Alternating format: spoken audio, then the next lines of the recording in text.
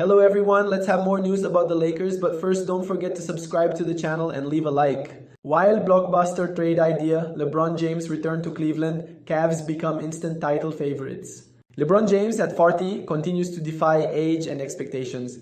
In the 2024-25 season, he averaged 24.4 points, 7.8 rebounds, and 8.2 assists over 70 games, maintaining a 51.3% field goal percentage. Despite the Lakers' early playoff exit, LeBron's performance remains elite, posting 25.4 points, 9.0 rebounds, and 5.6 assists per game in the first round. Returning to Cleveland would be a storybook ending for LeBron's illustrious career. Rejoining the Cavaliers, the team that drafted him in 2003, offers a chance to mentor emerging stars and solidify his legacy. Including Jared Vanderbilt and Bronny James, in the trade adds depth and future potential to the Cavaliers roster. Vanderbilt brings defensive versatility, averaging 5.1 rebounds and 1.0 steals per game. Bronny, though early in his career, has shown promise and could develop under his father's guidance, making this the perfect fairy tale ending for one of the greatest players of all time. Cleveland Cavaliers form the best team in the NBA. Acquiring LeBron James, Jared Vanderbilt, and Bronny James positions the Cavaliers as formidable contenders, something Cavs fans want. LeBron's leadership and experience complement the talents of Donovan Mitchell, Darius Garland, and Evan Mobley, creating the best team in the NBA. This lineup could push the Cavs over the top in the East with more talent than the Knicks, Celtics, or Pacers. Not to be ignored, Vanderbilt's defensive prowess adds a crucial element to what the Cavs aim to do. His ability to guard multiple positions and contribute on the boards makes him a fresh face for a roster that has lacked that in the second round of the playoffs. Bronny's inclusion not only brings potential but also boosts the team's marketability and fan engagement. With this trade completed, the Cavs have a stacked lineup that could go all the way to winning a second championship in franchise history. Los Angeles Lakers get young and athletic around Luka. Trading LeBron James allows the Lakers to reorient their roster around Luka Doncic. Acquiring Jarrett Allen and DeAndre Hunter infuses the team with youth, athleticism, and defensive strength. The Lakers needed a big man desperately, and Allen is the perfect lob partner for the superstar Slovenian. Allen, who averaged 13.5 points and 9.7 rebounds with a league-leading 70.6% field goal percentage, provides a reliable inside option. Meanwhile, Hunter contributes 17.0 points per game and offers versatility on both ends of the court, and is easily a starting caliber wing who can start alongside Doncic and Austin Reeves. Hunter is also only 27 years old, and that fits in the Lakers' timeline as well. This trade aligns with the Lakers' long-term vision of building a competitive team around Doncic and moving on from the aging LeBron James. By focusing on younger talent and future assets, the Lakers position themselves for sustained success in the evolving NBA landscape that could get a lot more interesting moving forward. Now let's go to another video. Don't forget to leave a like. Lakers, obviously win the trade. That's the only way that Mavs fans will be okay with it. And obviously, if you're a Lakers fan, that's not really what you want to see. Austin, okay, here's another one. Austin Reeves, Dalton Connect, Vando, Maxey, Gabe, and the 55th pick in this year's draft. Ooh, okay. Reeves, Connect, Vando, Maxey, Gabe for Claxton and Cam Johnson. Whew. So basically, you're going all in. You're aside from your 2031 pick, this is all of your big expirings, with the exception of Rui. Reeves, Dalton Connect, this is all your assets, and you're getting Nick Claxton and Cam Johnson. How you feel about that? I don't love it. I think it's a little too rich for my blood. Yeah, I like Cam Johnson, but again, is he? It depends on how high do you view Cam Johnson. That's what this trade tells me. And I like Cam Johnson, but I don't think I like him that much. Yeah, I don't think I for a team where their biggest weakness was just a lack of depth. I don't know if you're trading all this because, I think Dalton Connect next season, again, players are not static. They grow, they improve. I think Dalton Connect could very well be a solid rotation player for the Lakers next season.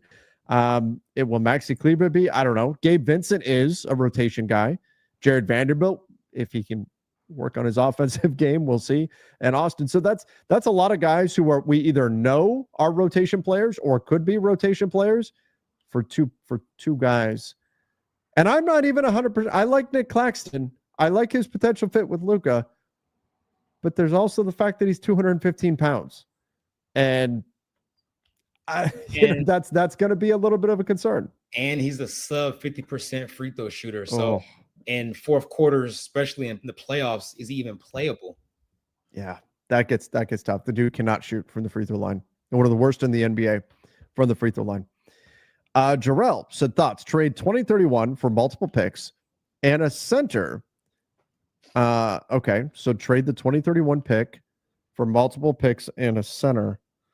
So Dalton Connect and 2031 to OKC. Oh, for big Jalen Williams, a 2025 first via the Clippers, and a 2027 first, then package the other picks at the trade deadline. So this is kind of what the Suns did. They took a future first, unprotected, and turned it into 3 most likely less valuable first round picks. So you're talking about taking an unprotected 2031 Lakers pick and turning it into essentially 2 late firsts plus a center in the big Jalen Williams in exchange for plus Dalton Connect going out. And we know that the Thunder need to consolidate picks. They have more picks than they can even use. Do you buy, though, that Jalen Williams is good enough to be the big Jalen Williams is good enough to be like a starting caliber center, or are you then just putting yourself in a position where you've got to go find somebody else? I'm not convinced. I'm really not. Too small of a sample size. He plays on what I consider the best roster in the league. So what does it look like when you're asking for him to play instead of 16 minutes a night? You got to double that essentially to 30 plus a night. What does that look like? I don't know. So that's Jalen Williams. Is he even really a center? The dude, he's 6'8". Yeah. I didn't know that you're necessarily checking that box. But then you would have, if let's say you get a 2025 and a 2027 pick, what that would do is it would reset your Stepien rule, right? You could, in theory, flip the 2025 pick again. Your 2026 pick would become trade eligible. Your 2028 pick would not become trade because your 2029 is already gone. But you would open up some other picks that you could now put into trades by doing something like this as well. So it's an interesting option. It would also be something that would require some outside the box thinking, kind of like what we saw with Phoenix, turning a future pick into other picks in order to free up draft capital that you could then trade. Because that's the biggest. It's not that the Lakers don't have picks. It's that the Lakers don't have tradable picks. They have the 2031 that's tradable. But they have the 2026 pick. They have the 2028 pick. They just can't trade them because of the Stepien rule. They also have the 2030 pick. Just can't trade it again because that's Stepien rule. Yeah. So, which, by the way, for anybody who's checking in right now and all of that, and you're not familiar with the Stepien rule, what it says is that you cannot trade consecutive future picks. And it goes back to a story about a guy named Ted Stepien who owned the Cleveland Cavaliers back in the day and is the reason why the Lakers got James Worthy, actually. But it's a longer story. I won't get into the whole thing, but the rule exists to try to prevent teams from trading away all of their future draft capital. And so it's a challenge for teams. And that's where you get teams trading pick swaps and stuff instead of full picks. All right, let's go here. Federico said, "Hi, Trev. Rob can't take 4 years to build the new team. He needs to show and prove why he's the GM. That said, what do you think about trading for Jared Allen?" We talked already, Mark, about the Luka timeline. Does that give Rob a little bit more patience because Luka's 26 years old? Or should the urgency still be there to go add pieces right now, knowing that, maybe you're not building around LeBron anymore, but LeBron is 40 and you'd like to give him a chance to win? Unless the right deal comes about, I don't think he is too stressed. And fans may not like this. Sure. I don't think he has to be too stressed about going all in right now. But with that being said, I still think you can get fillers, like you were mentioning, stopgap guys. And I think your core pieces are still good enough to where you could still win a championship without making a mega move right now, because LeBron is still a top 15 player in the world. Luka's Amazing. still a top 5 player. Austin Reeves is what, top 30-ish, somewhere in there. So it's not that like you're punting on the season. I mean, we saw the Warriors. I think a great example is when they won their championship 2 or 3 years ago. That wasn't a stacked roster by any stretch of imagination, but it was good pieces that was put together well, that worked right. I mean, their second best player that year was Andrew Wiggins. It wasn't even Klay Thompson that year, but they still had the pedigree of having Steph, Dre, Klay, guys that have been there before. Mm-hmm. So I think you can still kind of mock that in a sense. It's just about having the right pieces, though. Like, you can't miss on these stopgap guys because you don't have a big room for error. So that's the thing. Yeah, that's a good point. We need to talk about that in just a second here. As far as he can't take 4 years, yeah, he can't take 4 years. And I think there needs to be, if they don't find the pieces this summer, there needs to be like a put in place plan that can be executed because they have to bring something to Luka. I think if the options are there this summer, they will make those moves. If they're not there, I think they can be a little patient, but not wait like 4 years, because you need Luka to sign that contract extension on August 2nd. They can't tell Luka, hey, sometime in the next few years, we'll get the pieces you need. No. That's not going to fly. That's not going to fly. I think they do everything they can to land the pieces this summer. They have the luxury to be a little bit patient and add some stopgap guys, but like 4 years down the road, no, they must have a much more near-term plan than that. I think that is absolutely for sure. What do we think about trading for Jared Allen? Sure, if he's available, and I don't think he will be, but if he is available, absolutely, he should be on the list of players that the Lakers will target. And maybe he's a guy who's, and he had a rough playoffs, but maybe he's a guy who would be good enough to give up Austin Reeves to go get. I do think that the Jared Allen should absolutely be on the list, and I agree that 4 years is too long. I just think they can be a little patient, if not, they don't have to go sacrifice everything right now if the deal is simply not there. Yeah, I couldn't agree more. From as far as though the margin for error, this is something that I think this is big for all West teams, right? So you look at the Western Conference, the Phoenix Suns, right, did not make the postseason, didn't even make the play-in the West.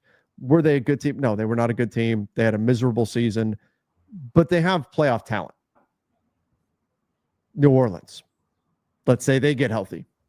Are they a good team? Are they a championship contender? No.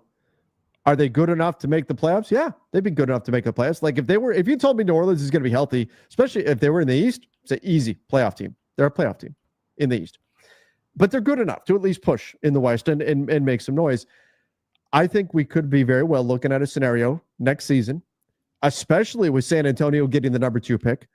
Houston is already rumored to be looking at trading that number 10 pick. I think we're looking at the deepest Western Conference we have ever seen, the deepest conference we've ever seen in the NBA next season in the West. Cooper Flagg already went. That was already a big loss for a big mark in the loss column for the Western Conference when Cooper Flagg went to the Dallas Mavericks. And then another big one for the Western Conference when San Antonio got the number 2 pick. Maybe they helped turn that into Giannis. The West is going to be so deep, so competitive. I think next year we see multiple playoff caliber teams not even make the play-in the West next season. I think there's 2 teams that are clearly not playoff teams in the West. That is Portland and Utah, and that's it. So what all of that means is that for every team in the West, the margin for error is 0, particularly for a Lakers team that doesn't have a lot of assets to move to begin with. And some of this has to do with the decisions they've made in the past, the mistakes that they've made in the past. Just the fact that they're so light on assets means they don't have a margin for error, but the quality of the Western Conference says whatever the Lakers do, they have to get it right. There's no room to get any individual decision wrong this summer for the Lakers. That's the scenario Rob Pelinka is operating under, and the rest of the West is too.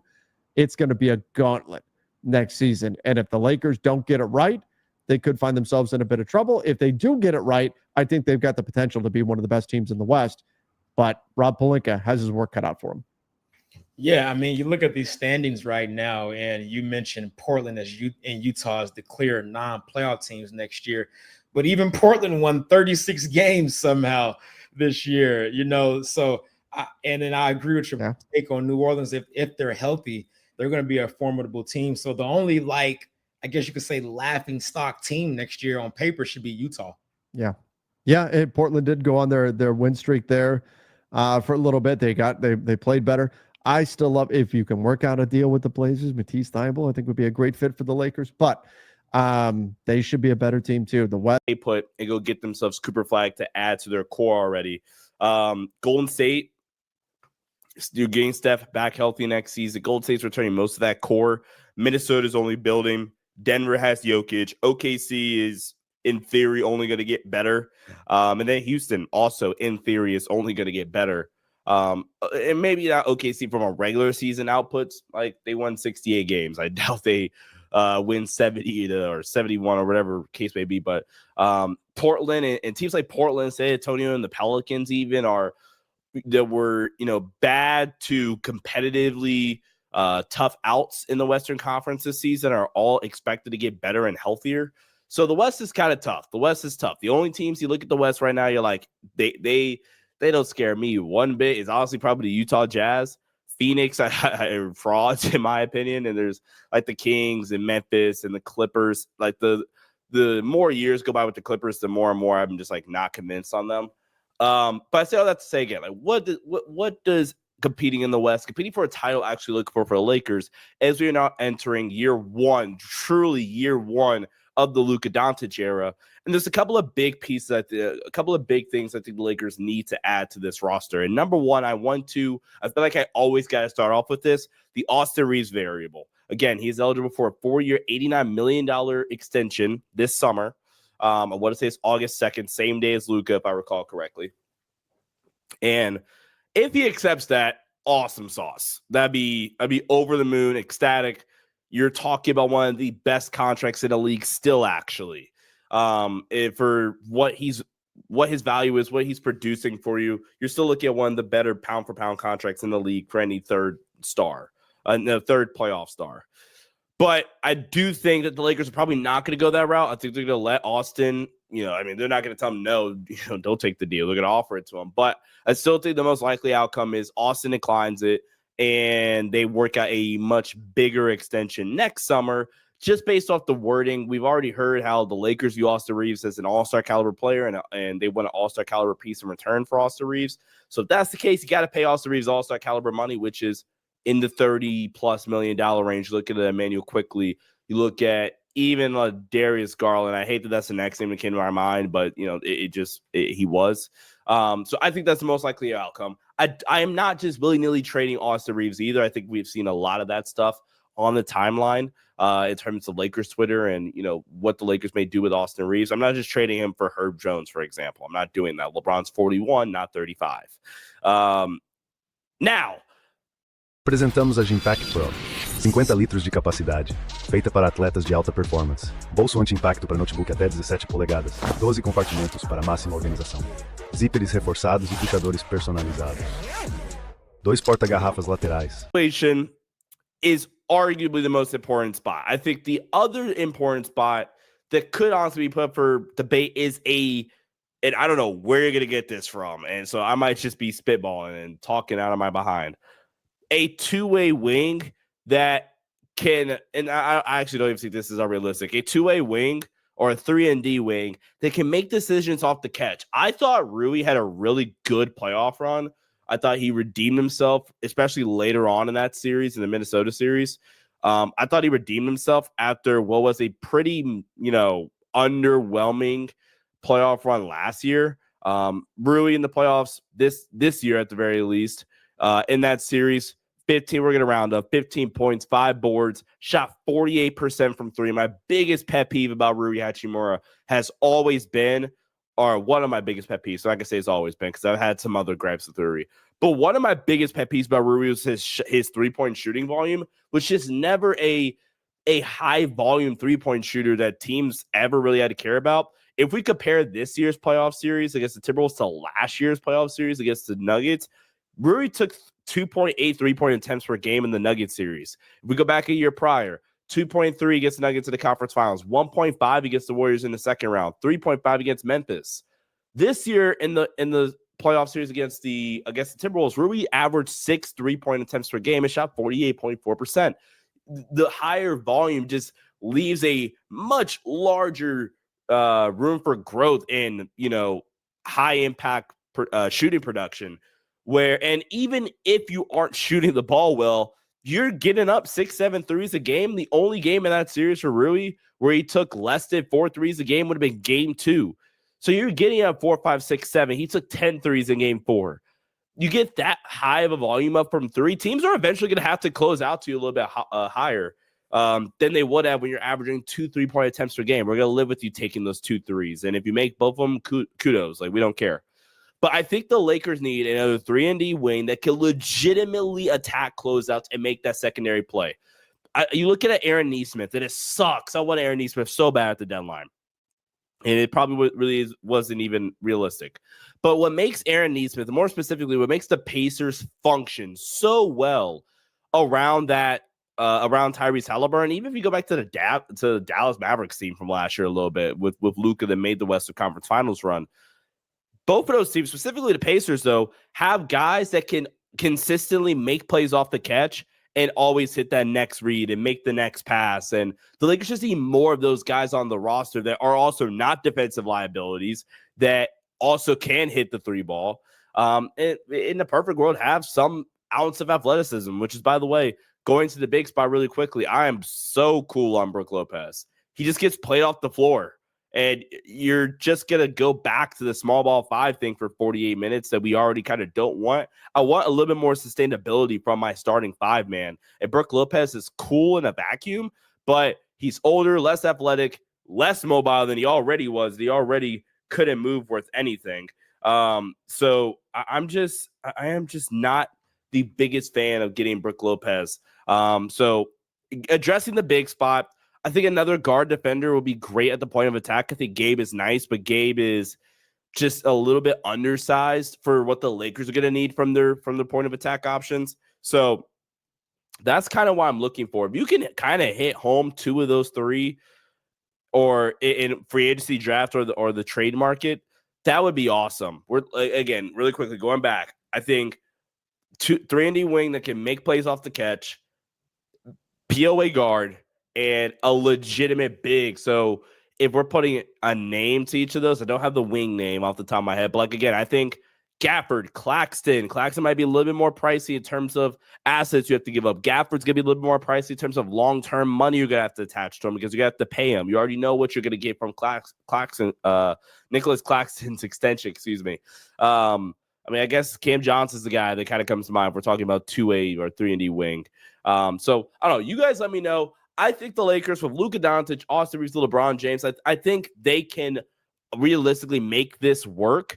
They just have to hit the ground running and have to really, really address those 3 needs in particular. JJ Redick, really quickly, as a coach, is only going to get better as well. I'm not worried about. Magic Johnson pleads for former NBA MVP to join Lakers this offseason. The Los Angeles Lakers have and always will be a franchise driven by superstars, and one of the best to don the purple and gold has already started laying the groundwork to try and get another future Hall of Famer to consider joining the franchise. Lakers legend Magic Johnson is no longer part of the franchise's front office after a brief stint calling the shots alongside Rob Pelinka. That isn't stopping him from encouraging some of the best in the game today to follow in his footsteps and bring another Larry O'Brien trophy to Southern California. While the likelihood of this scenario playing out seems rather slim, the Lakers legend used the league's announcement of the annual Magic Johnson Award winner to plead with Phoenix Suns star Kevin Durant to finish out his storied career in Los Angeles. Johnson is a part owner of the NFL's Washington Commanders, the franchise Durant has been a fan of for quite some time, so there is a relationship between the two. Using Magic's tweet as evidence, it doesn't seem like Johnson believes that his attempt to sway Durant will be successful. Durant's decision to join the Phoenix Suns has not gone to plan. The franchise is heading in the wrong direction and missed the postseason this past year. The former MVP may not be long for the Valley of the Sun, but seeing him move from Phoenix to Los Angeles would be an absolute coup for the purple and gold.